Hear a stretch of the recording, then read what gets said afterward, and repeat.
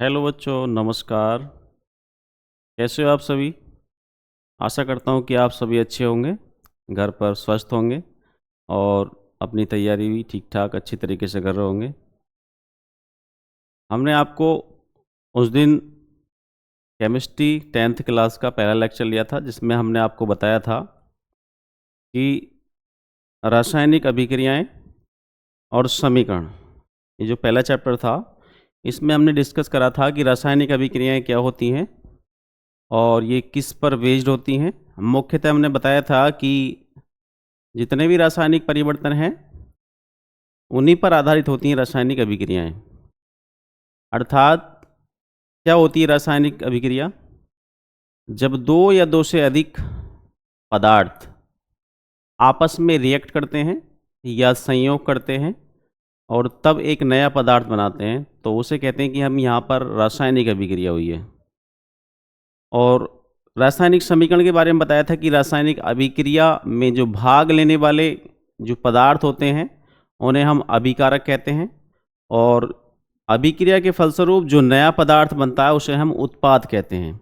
हमने ये सारी बातें डिस्कस की थी और अंत में हमने आपको बताया था कि जो रासायनिक अभिक्रियाएं हैं उनके कितने प्रकार होते हैं, कौन कौन सी अभिक्रियाएं होती हैं।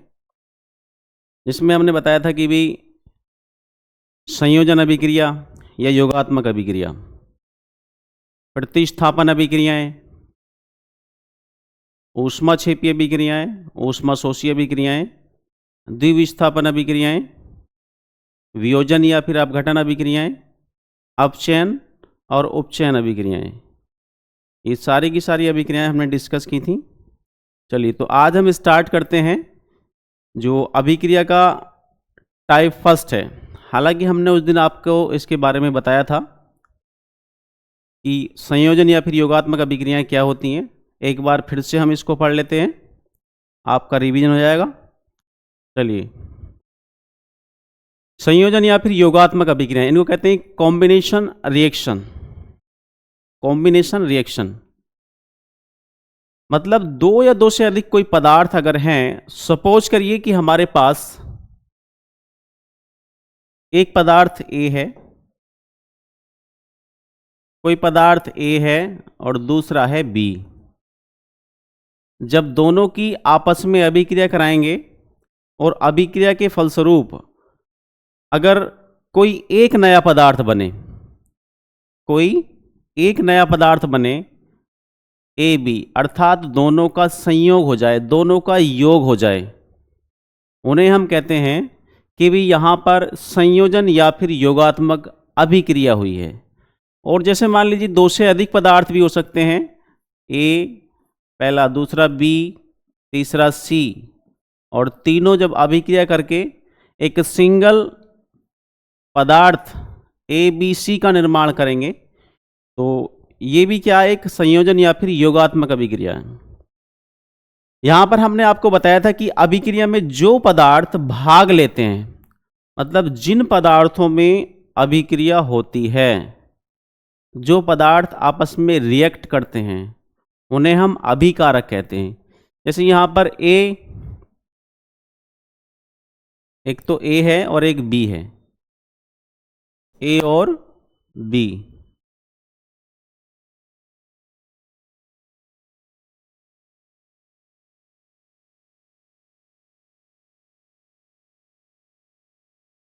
एक तो ए है और दूसरा बी है, ये दोनों क्या कहलाएंगे? अभिकारक। अभिकारक यानी ये दोनों के दोनों पदार्थ आपस में अभिक्रिया कर रहे हैं। ऐसी दूसरी वाली अभिक्रिया में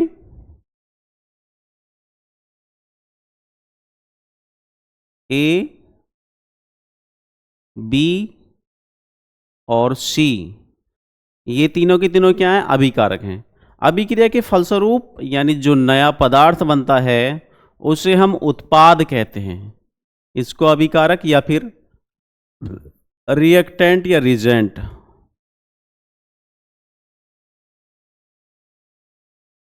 यहां पर ए बी, ये अपने आप में क्या, एक उत्पाद है जो अभिक्रिया के फलस्वरूप बना है, इसको प्रोडक्ट कहते हैं। प्रोडक्ट। यहाँ पर ये ABC जो पदार्थ है ये भी अपने आप में एक प्रोडक्ट है। ये अर्थात हम कह सकते हैं कि जब दो या दो से अधिक पदार्थ आपस में अभिक्रिया करके एक नए पदार्थ का निर्माण करते हैं तो वहां पर योगात्मक या संयोजन अभिक्रिया होती है। जैसे हमने आपको बताया था उदाहरण देकर, फॉर एग्जाम्पल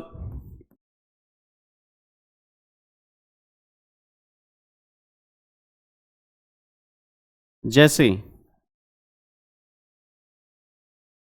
कोई अभिक्रिया है, जैसे कार्बन है, कार्बन को अगर हम ऑक्सीजन की उपस्थिति में जलाएंगे तो यहां पर हम एक सिंगल उत्पाद CO2 अर्थात कार्बन डाइऑक्साइड, कार्बन डाइऑक्साइड ये बनता है। इसके अतिरिक्त यहां पर कुछ हमें ऊष्मीय ऊर्जा भी मिलती है, क्योंकि कार्बन को जलाएंगे, लकड़ी को जलाते हैं, कोयले को जलाते हैं, तो जलाने के पश्चात हमें CO2 तो मिलेगा ही, इसके अतिरिक्त हमें ऊष्मा भी मिलने वाली है। यहाँ पर हमको ऊष्मा अर्थात हीट, इस एनर्जी की भी प्राप्ति यहाँ पर होने वाली है। इसके अलावा ऐसी सल्फर डाइऑक्साइड का निर्माण जब होता है, सल्फर को जलाते हैं ऑक्सीजन की उपस्थिति में, यहाँ पर SO2 बनता है, ये सल्फर डाइऑक्साइड है।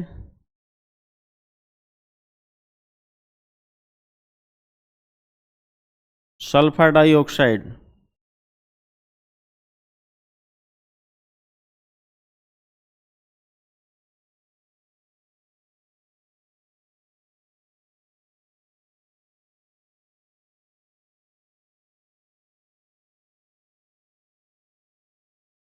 सल्फर डाई ऑक्साइड, ये दो अभिक्रियाएं हो गई। इसके अतिरिक्त मान लीजिए हम मैग्नीशियम को जलाएंगे ऑक्सीजन की उपस्थिति में, तो यहाँ पर मैग्नीशियम ऑक्साइड बनने वाला है, MgO। अब ये समीकरण जो है संतुलित नहीं है, अर्थात अभिक्रिया के दोनों पक्षों में सभी तत्वों के परमाणुओं की संख्याएं समान नहीं है। हमें ये करनी पड़ेंगी समीकरण को संतुलित करने के लिए। यहाँ पर ऑक्सीजन के 2 हैं, यहाँ पर 1 है, तो अगर मैं यहाँ पर 2 लगा दूँ तो ऑक्सीजन के 2 हो गए। अब मैग्नीशियम के भी 2 हो गए, लेकिन इधर बाएं पक्ष में 1 मैग्नीशियम है, तो यहाँ पर भी हम 2 लगा देंगे। अब ये समीकरण संतुलित हो चुकी है और ये बना आपका मैग्नीशियम ऑक्साइड।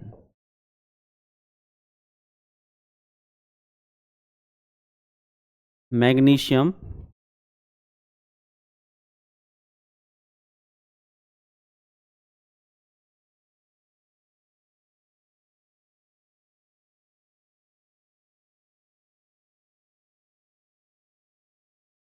ऑक्साइड, ये ठीक है। तो ये आपकी समझ में आया होगा। फिर से देख लेंगे कि संयोजन या फिर योगात्मक अभिक्रियाएं क्या होती हैं। जब दो या दो से अधिक पदार्थ आपस में संयोग करके एक नए पदार्थ का निर्माण करते हैं तो उसे हम कहते हैं संयोजन या फिर योगात्मक अभिक्रियाएं, कॉम्बिनेशन रिएक्शंस। चलिए नेक्स्ट, उसके बाद हमारा है वियोजन या फिर अपघटन अभिक्रियाएं। वियोजन या अपघटन अभिक्रियाएं, इन्हें हम कहते हैं डीकंपोजिशन रिएक्शंस। Decomposition reactions. यहां पर अगर मैं आपको बताऊं तो वियोजन का सीधा सा मतलब होता है, वियोजन का अर्थ, ये जो वियोजन है इसका शाब्दिक अर्थ होता है टूटना। ये होता है टूटना, टूटना, वियोजन या फिर अपघटन।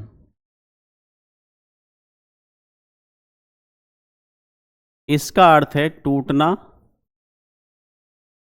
या हम कह सकते हैं कि दो या दो से अधिक टुकड़ों में बंट जाना या विभाजित हो जाना।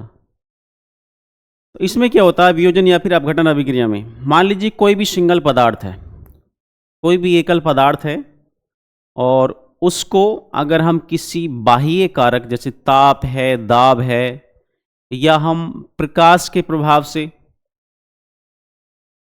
उस पदार्थ को अगर दो या दो से अधिक पदार्थों में तोड़ देते हैं, यानी अपघटन कर देते हैं, तो वो अभिक्रिया कहलाती है वियोजन या फिर अपघटन अभिक्रिया। तो इसकी परिभाषा डेफिनेशन हम लिखेंगे वियोजन अभिक्रिया की या अपघटन अभिक्रिया की।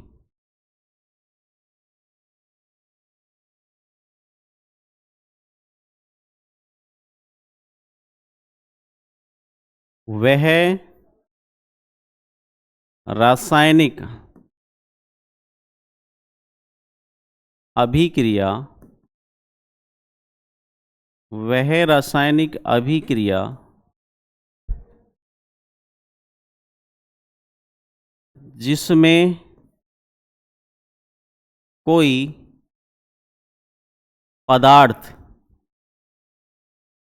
जिसमें कोई पदार्थ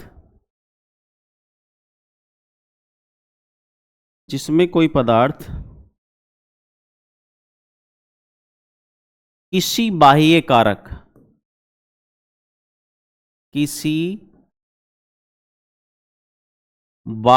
कारक जैसे, ब्रैकेट में लिखेंगे इसको हम, जैसे ताप, दाब आदि। वह रासायनिक अभिक्रिया जिसमें कोई पदार्थ किसी बाह्य कारक जैसे ताप, दाब आदि के प्रभाव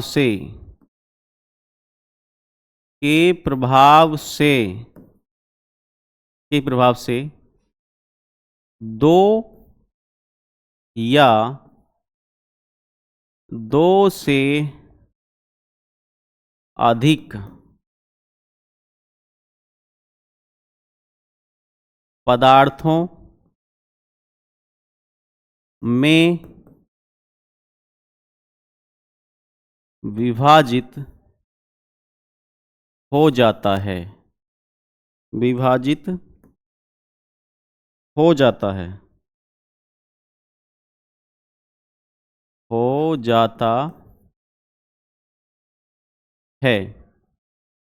तब उसे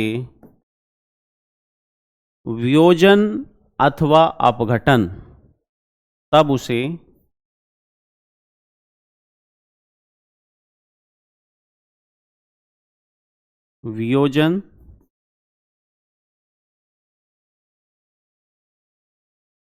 अथवा अपघटन या डीकम्पोजिशन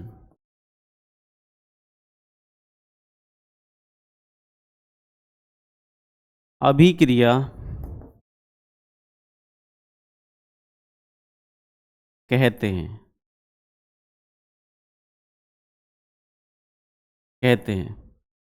ठीक है, बात समझ में आई। वह रासायनिक अभिक्रिया जिसमें कोई पदार्थ किसी बाह्य कारक जैसे ताप, दाब इत्यादि के प्रभाव से दो या दो से अधिक पदार्थों में विभाजित हो जाता है, तब उसे वियोजन अथवा अपघटन अभिक्रिया कहते हैं। अब बात ये आती है कि भी क्या बाह्य कारक क्या होते हैं, क्यों इनका यूज किया जाता है। आप जैसे मान लीजिए बर्फ है, क्या बर्फ जिस टेम्परेचर पर वो बर्फ में चेंज हुई है या वो जमी है, अगर वही टेम्परेचर उसको मिला रहा तो वो क्यों ही पिघलेगी। इसका मतलब बाहर से अगर कोई उसको गर्म करेगा, चाहे वो बाह्य वातावरण है, सूर्य की गर्मी, या हम मान लीजिए किसी अन्य स्रोत के माध्यम से उसको गर्म करें, तभी वो पिघलना स्टार्ट करेगी। तो जब हम बाहर से कोई अलग एक अन्य स्रोत के माध्यम से हम उसको प्रभावित करने वाले कारकों के माध्यम से उसको गर्म करते हैं, तब वो बर्फ जो है पानी में अर्थात लिक्विड में परिवर्तित होती है। इसके अतिरिक्त अगर आप नहीं करेंगे तो नहीं होगी। तो ये है बाह्य कारक। जैसे मान लीजिए और कोई अन्य पदार्थ है, जैसे होता है कपूर। तो कपूर क्या, अगर उसको आप गर्म करेंगे तो तभी तो वो सीधे गैस में परिवर्तित हो जाएगा, इसके अतिरिक्त नहीं होगा। तो ये है आपकी वियोजन या फिर अपघटन अभिक्रिया की डेफिनेशन। इसके उदाहरण समझते हैं। अब उदाहरण समझने से पहले मेरी बात पे ध्यान देंगे कि मैंने अभी आपको बताया कि जो ये वियोजन अभिक्रिया है, भाई इसके जो बाह्य कारक हैं, मान लीजिए गर्म करके किसी पदार्थ को हम तोड़ना चाहते हैं, तो कैसे टूटेगा? एक तो हमारे पास क्या है, तोड़ने के दो तरीके हैं मुख्य रूप से। एक तो ये सूर्य की गर्मी से टूटे, या फिर हम अपनी तरफ से कोई हीट उसको दें, या फिर किसी इलेक्ट्रिक प्रभाव के माध्यम से, यानी बिजली के प्रभाव से या फिर करंट के माध्यम से उसको हम वियोजित करें या उसके आयनों में तोड़ें या घटकों में तोड़ें, तब वो टूट सकता है। तो यहाँ पर दो कंडीशन निकल के आई। इसमें जब दो प्रकार से दो कारक हमने लिए हैं ताप के, मतलब ताप जो देंगे, हीट जो देंगे, ऊष्मा, उसको एक तो देंगे हम, भाई इसको गर्म करेंगे, या फिर विद्युत धारा के प्रभाव से। तो यहाँ पर इसके दो ही पार्ट्स बनते हैं वियोजन अभिक्रिया के, मतलब दो भागों में इसको विभाजित कर सकते हैं, जिसमें कि नंबर एक क्या है, नंबर एक तापीय अपघटन। तापीय अपघटन, इसको हम लिख सकते हैं थर्मो डीकंपोजिशन।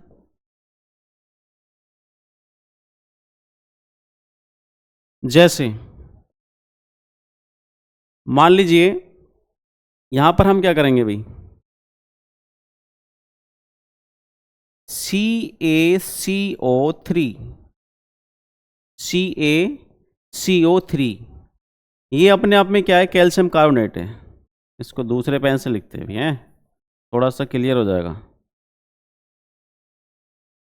CaCO3, CaCO3, ये अपने आप में कौन सा यौगिक है भाई, calcium carbonate. Calcium carbonate, calcium carbonate, इसी को हम चूना पत्थर कहते हैं।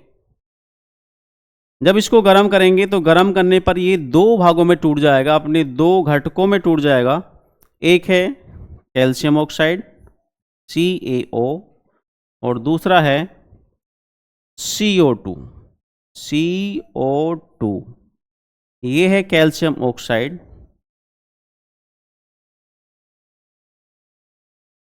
Calcium oxide,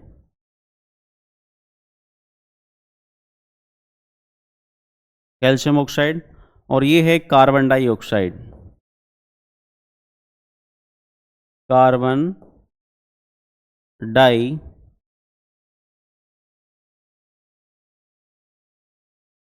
oxide. ये हो गया आपका तापीय अपघटन। इसको लिख देंगे यहां पर तापीय अपघटन। तापीय अपघटन। नेक्स्ट दूसरा जो है इसका, ये है, यहां पे बताते हैं इसको हम वैद्युत अपघटन। दूसरा होने वाला है वैद्युत अपघटन। वैद्युत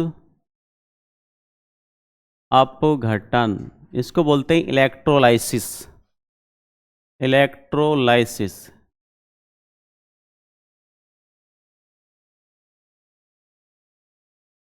इलेक्ट्रोलाइसिस। इसमें क्या होता है, किसी भी पदार्थ को विद्युत धारा के माध्यम से उसको दो या दो से अधिक घटकों में अपघटित किया जाता है, मतलब तोड़ा जाता है। जब किसी भी पदार्थ को विद्युत धारा के प्रभाव से या करंट प्रवाहित करके उसके घटकों में उसको तोड़ा जाता है, तब हम उसे कहते हैं कि यहाँ पर वैद्युत अपघटन हुआ है या फिर इलेक्ट्रोलाइसिस की प्रक्रिया हुई है। जैसे मान लीजिए हमारे पास क्या है, नमक NaCl है, NaCl, NaCl, इसको हम सोडियम क्लोराइड कहते हैं, सोडियम क्लोराइड, सोडियम क्लोराइड। जब इसको हम विद्युत धारा के प्रभाव से इसको अपघटित करेंगे, अब विद्युत धारा से कैसे तोड़ा जाता है इसको, इसकी प्रक्रिया चलो अभी बताएंगे हम। पहले ये समझ लीजिए, NaCl सोडियम क्लोराइड है, इसमें विद्युत धारा प्रवाहित करेंगे, मतलब नमक के विलयन में हम विद्युत धारा प्रवाहित करने वाले हैं, करंट फ्लो करने वाले हैं। तो ये अपने दोनों आयनों में टूट जाएगा, Na प्लस और प्लस Cl माइनस, निगेटिव और पॉजिटिव आयंस में। तो ये कहलाता है आपका वैद्युत अपघटन। इसके अलावा जैसे मान लीजिए और भी ले सकते हैं हम, यहां पर एक दूसरा उदाहरण मैं इसका दे रहा हूं, जैसे CH3COONA, जब हम इसको विद्युत धारा के प्रभाव से अपघटित करेंगे तो क्या होगा, ये दोनों अपने घटकों में टूट जाएगा, CH3COO और माइनस माइनस, प्लस में दूसरा जो इसका घटक होगा वो होगा Na प्लस। इसको हम बोलते हैं एसीटेट, इसको बोलते हैं एसीटेट।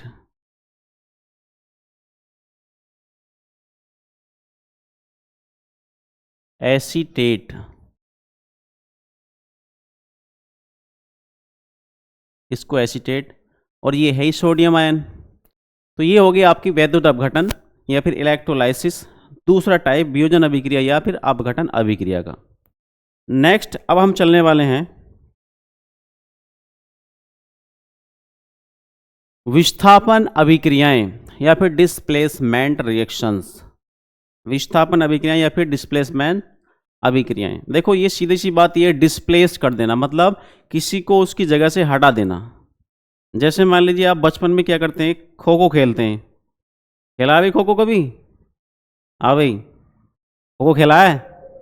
तो खो खो कैसे खेलते हैं, एक सीधी पंक्ति में क्या करते हैं, बैठ जाते हैं खिलाड़ी, और एक होता है क्या कहते हैं उसको, वो जो भागता है पीछे पीछे, हैं, पोत देने वाला जो होता है, वो एक काम करता है, भागता है, और जैसे ही किसी की नजर हटी वो एकदम उसकी जगह से हटा के उसको मारता लात और वो बैठ जाता है। तो ऐसी यह अभिक्रिया उस खेल पर आधारित है, डिस्प्लेसमेंट रिएक्शन या फिर विस्थापन अभिक्रियाएं।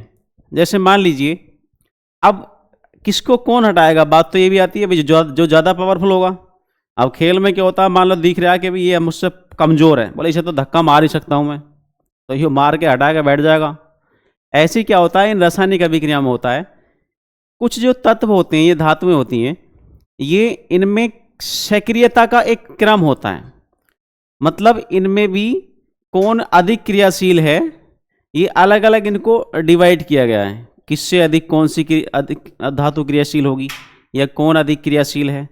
तो इसके लिए हमने एक रसायन विज्ञान में एक श्रेणी बनाई जिसे हम कहते हैं विद्युत रासायनिक श्रेणी, इलेक्ट्रोकेमिकल सीरीज या फिर सक्रियता श्रेणी, जो होती है LIKNAMG, इस तरीके से होती है। और घटते हुए क्रम में सक्रियता का घटता हुआ क्रम होता है, जो धातुएं उस श्रेणी में ऊपर आती हैं वो नीचे वाली से अधिक क्रियाशील होती हैं, और जो नीचे होती है वो ऊपर वाली से कम क्रियाशील होती है।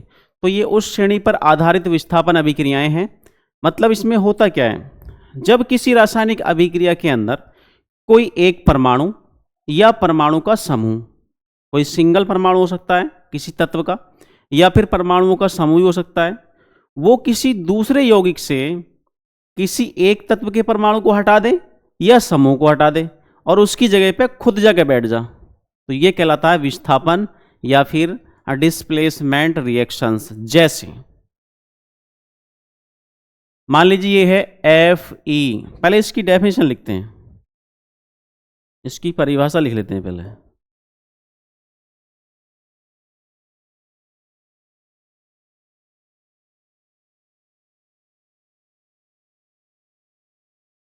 वे रासायनिक अभिक्रियाएं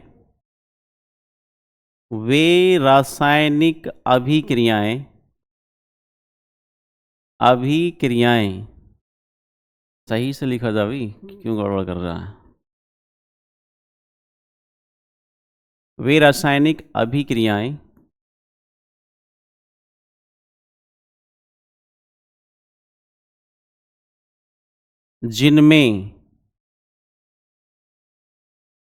जिनमें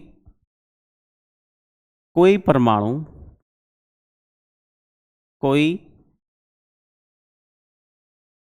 परमाणु या परमाणुओं का समूह, या परमाणुओं का समूह किसी दूसरे तत्व के परमाणु या परमाणुओं के समूह को उसके स्थान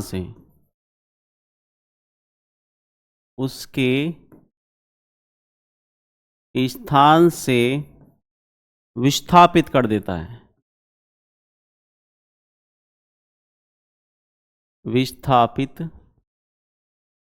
विस्थापित लिखा जाएगा।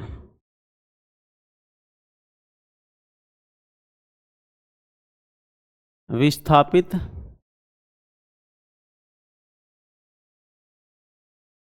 कर देता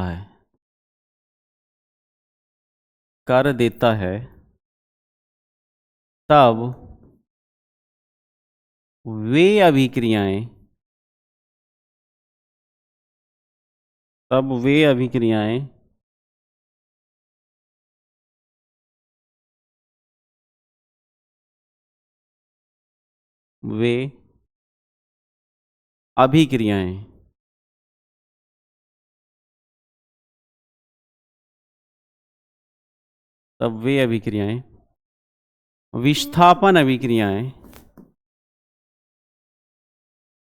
विस्थापन अभिक्रियाएं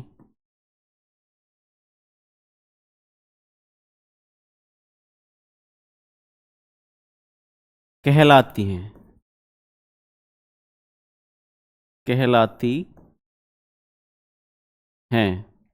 आई बात समझ में? वे रासायनिक अभिक्रियाएं जिनमें कोई परमाणु या परमाणुओं का समूह किसी दूसरे तत्व के परमाणु या परमाणुओं के समूह को उसके स्थान से विस्थापित कर देता है, तब वे अभिक्रियाएं विस्थापन अभिक्रियाएं या फिर डिस्प्लेसमेंट रिएक्शन कहलाती हैं।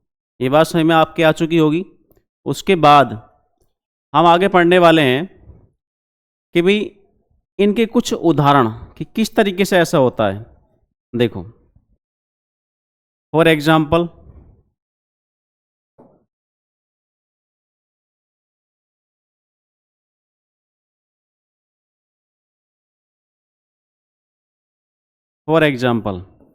जैसे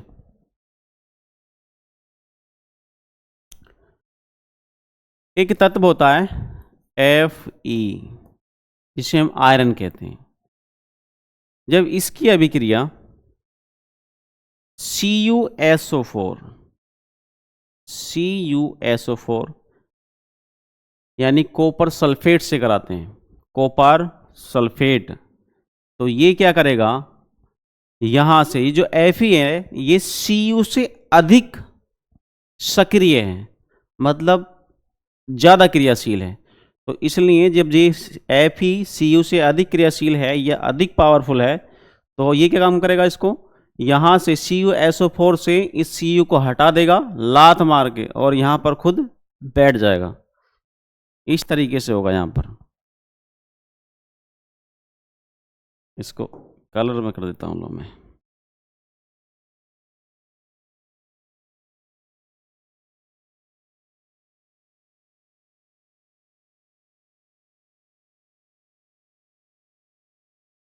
ये वाली कंडीशन होने वाली है यहाँ पर भाई।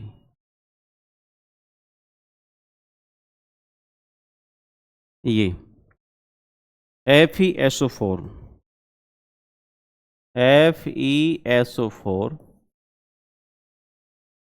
प्लस Cu यहाँ से अलग हो जाएगा बेचारा। ये आयरन है और ये CuSO4 copper sulphate,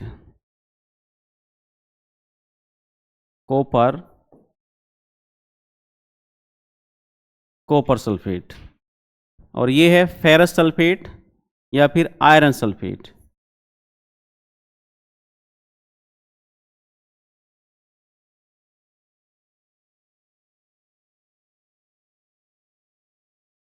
ferrous sulphate या फिर आयरन सल्फेट। तो ये होगी आपकी विस्थापन अभिक्रिया या फिर displacement reaction.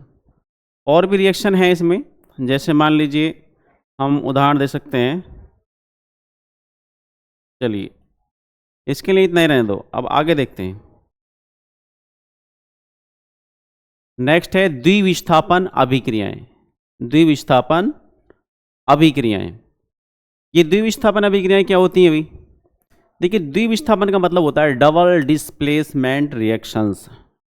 Double displacement reactions मतलब यहाँ पर दो दो तत्वों के परमाणुओं का आदान प्रदान होने वाला है। दो दो लोग यहाँ पर अपनी सीट चेंज करने वाले हैं। अभिक्रिया के अंदर समीकरण में दो दो व्यक्ति यहाँ पर अपनी अपनी सीट चेंज करेंगे। एक किसी दूसरे की जगह पर बैठेगा तो वो उसकी पा जाएगा, एक अन्य व्यक्ति और होगा वो उसकी सीट पाएगा, और वो मतलब अपनी अपनी जो अभिक्रिया के अंदर स्थिति है उनका इंटरचेंज ये यहाँ पर होने वाला है। तो कह सकते हैं, इसकी परिभाषा लिखेंगे भाई, द्विविस्थापन या फिर डबल डिस्प्लेसमेंट रिएक्शंस, ये एक विस्थापन अभिक्रिया का ही उदाहरण है। वे रासायनिक अभिक्रियाएं, वे रासायनिक अभिक्रियाएं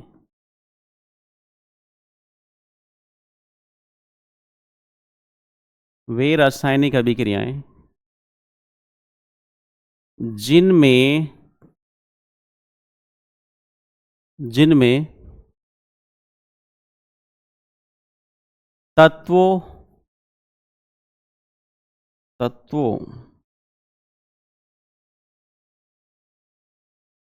जिनमें तत्वों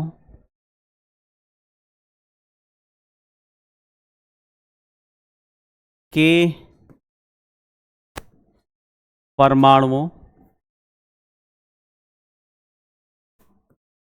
का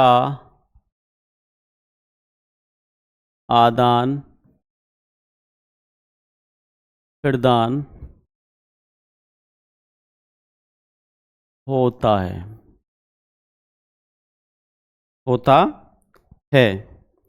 वे रासायनिक अभिक्रियाएं जिनमें तत्वों के परमाणुओं का आदान प्रदान होता है क्या कहलाती हैं?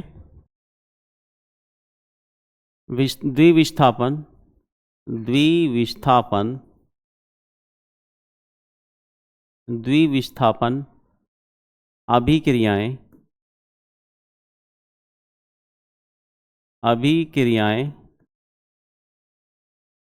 कहलाती हैं। द्विविस्थापन अभिक्रियाएं कहलाती हैं। ठीक है, वे रासायनिक अभिक्रियाएं जिनमें तत्वों के परमाणुओं का आदान प्रदान होता है वे अभिक्रियाएं क्या कहलाती हैं? द्विविस्थापन अभिक्रियाएं। एक सेकंड जरा रुकना।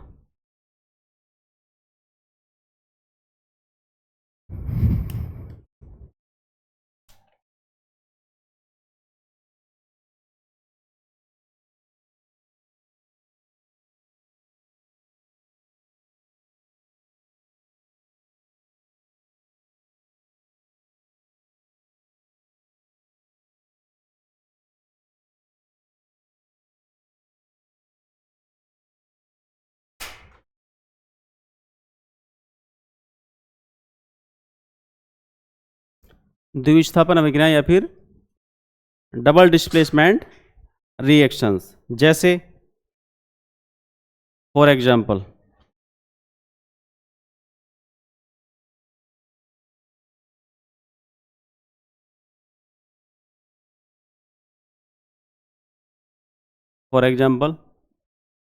CH3COOH CH3COOH प्लस NaOH, ये CH3COOH या फिर प्लस में NaOH, ये अपने आप में क्या है? एसिटिक एसिड है। एसिटिक एसिड, इसे हम सिरका कहते हैं। एसिटिक एसिड, ये एसिटिक अम्ल सिरका ये किसके साथ अभिक्रिया करेगा? NaOH, sodium hydroxide, sodium hydroxide, sodium hydroxide. यहाँ पर क्या होगा? यहाँ पर तत्वों के परमाणुओं का आदान प्रदान होने वाला है। तत्वों के परमाणुओं का आदान प्रदान होने वाला है। कैसे भाई? देखो, ये जो H है यहाँ पर, ये H इस तरीके से,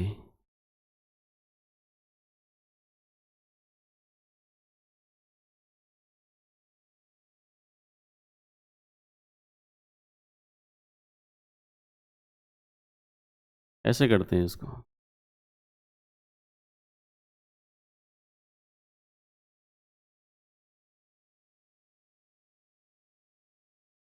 ये दोनों एक साथ हो जाएंगे और CH3COO जो Na है, ये CH3COO के साथ हो जाएगा। CH3COO Na, CH3COO Na, ये हो जाएगा Na प्लस में H2O, ये CH3COO, ये क्या हो गया? सोडियम एसीटेट, इसको बोलेंगे सोडियम एसीटेट, सोडियम एसीटेट। और ये तो है ही वाटर, जल। यहाँ पर आप क्या देख रहे हैं? CH3COOH जो एसिटिक एसिड है और प्लस NaOH सोडियम हाइड्रोक्साइड। जब इन दोनों की अभिक्रिया कराई जाती है तो इनके तत्वों के परमाणु आपस में आदान प्रदान कर लेते हैं, अपने अपनी जगहों का, अपने अपने स्थानों का इंटरचेंज कर लेते हैं। जैसे यहाँ से H हटेगा तो यहाँ पर Na आ जाएगा, ये H OH के साथ जाके ऐड हो जाएगा, तो एक बनेगा सोडियम एसीटेट और प्लस दूसरा H2O यानी कि जल। ये हो गया। चलिए, और इसमें क्या है नेक्स्ट? अनुत्क्रमणीय अभिक्रियाएं। अनुत्क्रमणीय अभिक्रियाएं,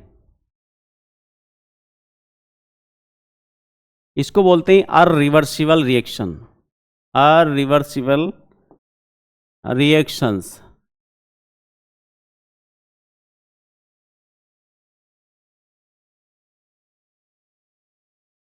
अरिवर्सिबल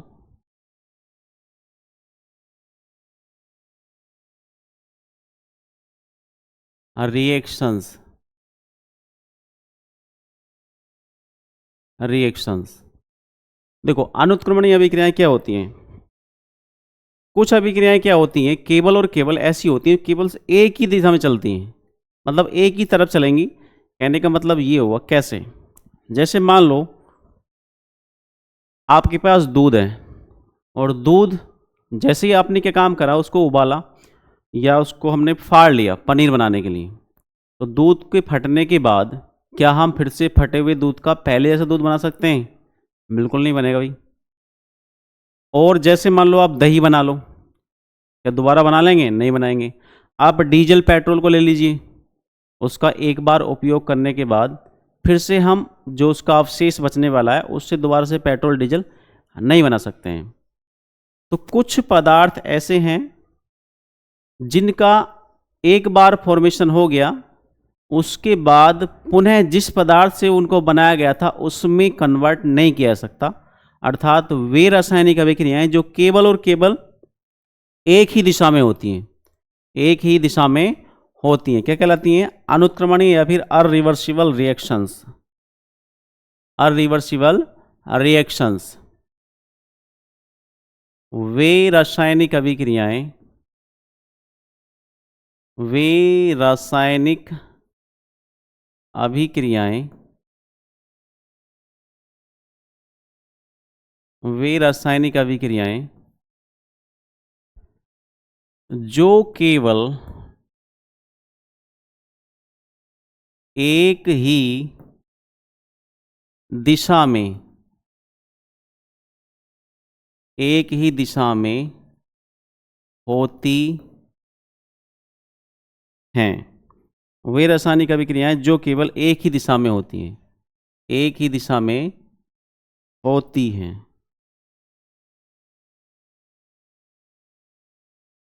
केवल एक ही दिशा में होती हैं। क्या कहलाती हैं? एक ही दिशा में होती हैं। उन्हें उन्हें अनुत्क्रमणीय अनुत्क्रमणीय अभिक्रियाएं अभिक्रियाएं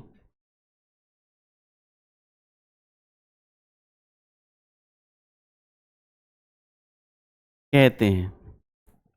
अनुत्क्रमणीय अभिक्रियाएं कहते हैं। जैसे उदाहरण के लिए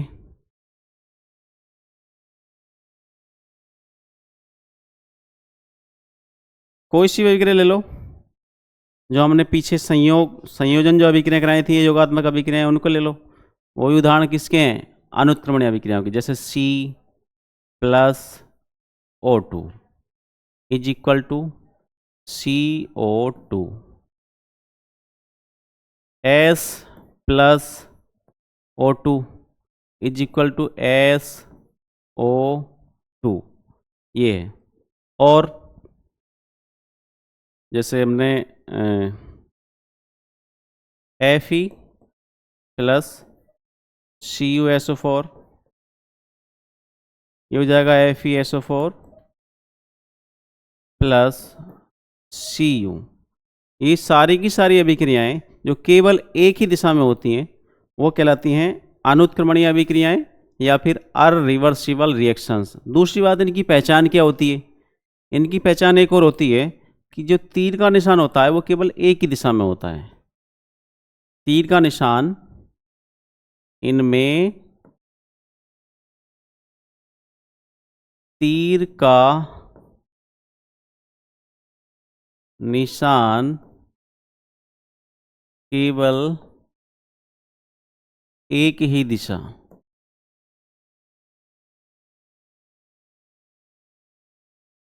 ये वाला में होता है।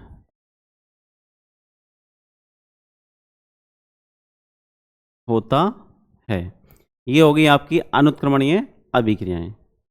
नेक्स्ट, उसके बाद हम पढ़ेंगे उत्क्रमणीय अभिक्रियाएं। जो उत्क्रमणीय अभिक्रियाएं हैं ये अनुत्क्रमणीय अभिक्रियाओं का जस्ट अपोजिट होता है, उल्टा होता है, मतलब विपरीत। कैसे कि भाई हमने किन्हीं दो पदार्थों को लिया और दो पदार्थों को लेने के बाद हमने कोई एक पदार्थ बना दिया। उसके बाद एक पदार्थ बनाया, दो पदार्थ बने, और उसके बाद जो प्रोडक्ट हमारा बना है, उत्पाद बना है, उनसे पुनः अभिकारक नहीं बनाए जा सकते। तो ये तो होगी अनुत्क्रमणीय अभिक्रियाएं, केवल एक ही दिशा में चलेंगी। लेकिन कुछ ऐसी अभिक्रियाएं हैं जिनमें अभिकारकों के द्वारा बनाया गया कोई उत्पाद ऐसा हो सकता है कि उस उत्पाद से पुनः हम अभिकारक बना सकते हैं। मतलब जो पदार्थ रासायनिक अभिक्रिया में हमने लिए थे उनसे अगर कोई उत्पाद बनाया गया है तो उस उत्पाद से पुनः, मतलब रिवर्स करके, हम अभिकारक बना सकते हैं। तो ये कहलाती हैं उत्क्रमणीय अभिक्रियाएं। मतलब कहने का क्या हुआ, जैसे मान लीजिए हमारे पास क्या है, पानी है या जल है। जल, इस जल को क्या करा हमने भाई, इस जल को हमने ठंडा किया, इसको किया ठंडा। ठंडा करने पर क्या होगा, ये बर्फ में चेंज होगा, बर्फ में चेंज हो जाएगा। और बर्फ को हम फिर से ठंडा करेंगे तो फिर क्या बनेगा, फिर जल बन जाएगा। ऐसे देखेंगे इसको जरा।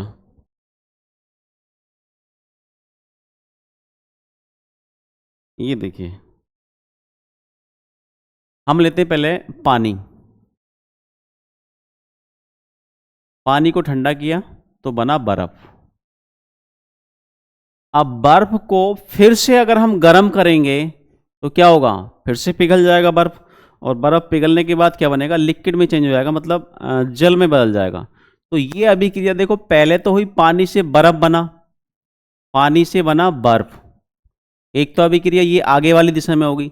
फिर से बर्फ को हम गर्म करेंगे तो फिर पानी बना सकते हैं, लिक्विड में चेंज कर सकते हैं। तो ये जो अभिक्रिया हो रही है पानी और बर्फ, पानी से बर्फ बनना, बर्फ से पानी बनना, ये दोनों दिशाओं में हो रही है। पानी से बर्फ बना आगे वाली डायरेक्शन में, बर्फ से पानी बनेगा पिछली वाली डायरेक्शन में। तो इसमें दो तरह के, इस तरीके से तीर के निशान लगे होते हैं दोनों तरफ वाले, रिवर्सिबल वाले। तो ये है उत्क्रमणीय अभिक्रिया। और जैसे मान लीजिए आप वाष्प लेते हो, पानी की वाष्प, वाष्प हमने ली वाष्प। अब वाष्प को क्या करा हमने, ठंडा किया। इसको जैसे ठंडा करेंगे तो ये पानी में चेंज हो जाएगी, होगी। पानी को फिर से गर्म करेंगे,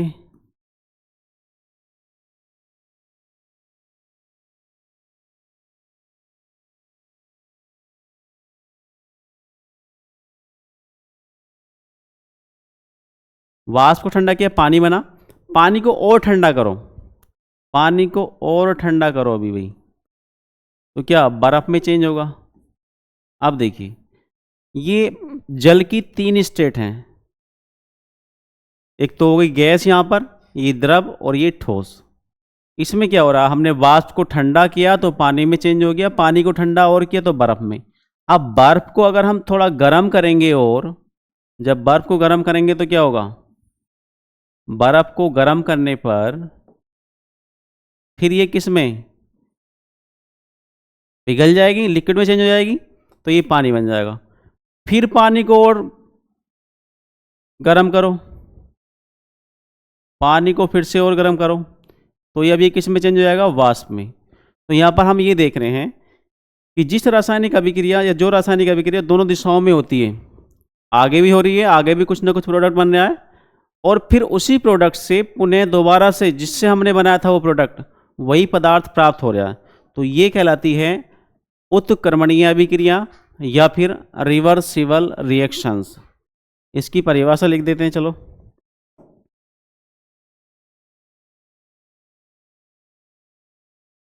वे रासायनिक अभिक्रियाएं,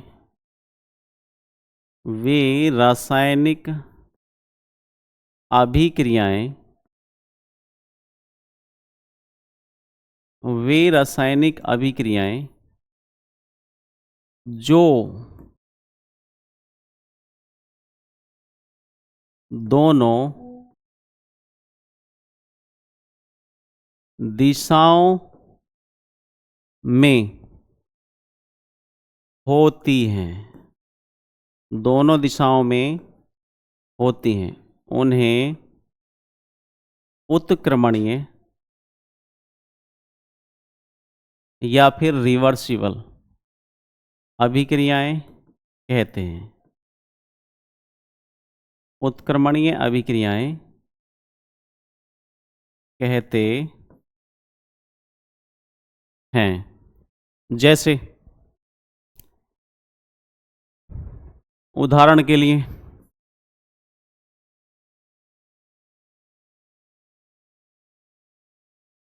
एक हमने उदाहरण लिया ये कि भाई हमने बर्फ को ठंडा किया, बर्फ, इसको ठंडा किया तो बना जल, जल को फिर से ठंडा कर लेंगे तो बर्फ बन जाएगा। ये उसी प्रकार मान लो जल है, जल को गर्म किया, बर्फ को गर्म किया,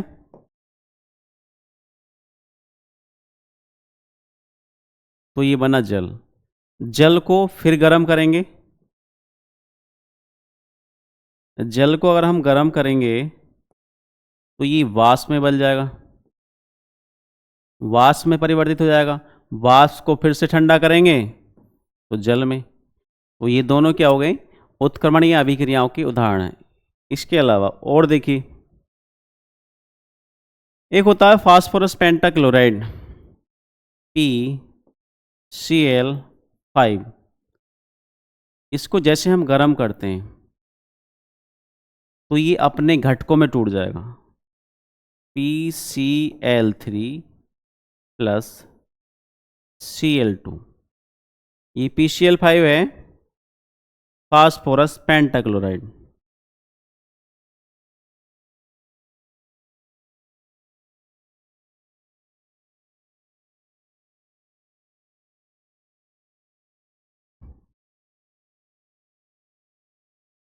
फास्फोरस पेंटा क्लोराइड, और ये है phosphorus trichloride, phosphorus trichloride.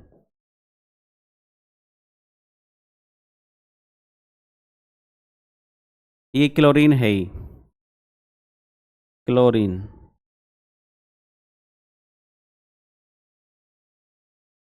Chlorine लिखा था भाई।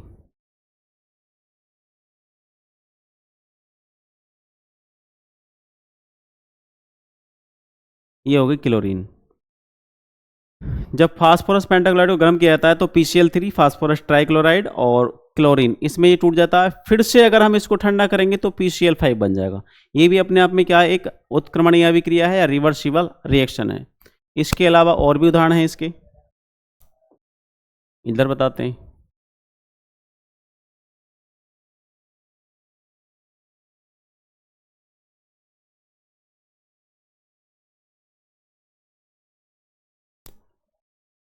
जैसे है N2 प्लस H2, जब अमोनिया का निर्माण होता है NH3, इसको संतुलित करेंगे 2, और यहाँ पर N के 2 हो गए, H के 6 हो गए, तो यहाँ लगा देंगे 3।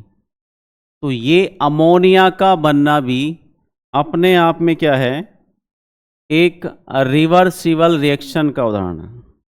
रिवर्सिबल रिएक्शन के माध्यम से ये बनता है। अपने आप में क्या है, रिवर्सिबल रिएक्शन।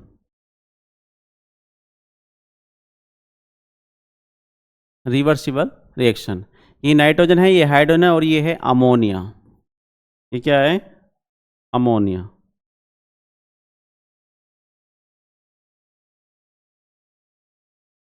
अमोनिया। उसके अलावा जैसे मान लीजिए हाइड्रोजन आयोडाइड बनाना है, हाइड्रोजन आयोडाइड, तो H2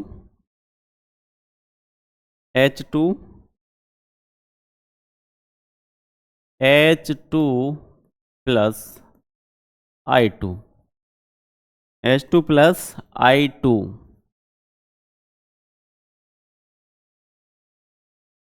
ये 2HI, ये बना हाइड्रोजन आयोडाइड। आयोडाइड।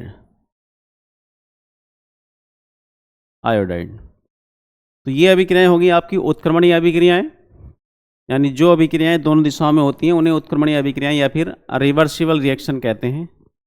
नेक्स्ट और कौन सी बची है भाई, देखते हैं। ऊष्माक्षेपीय अभिक्रियाएं, चलो इनको फिर पढ़ेंगे किसी और लेक्चर में। आज के लिए इतना ही काफ़ी। आशा करता हूँ आप सभी की ये समझ में आया होगा, आपको अच्छे से समझाने का प्रयास मैंने किया है। इसके बाद भी अगर कोई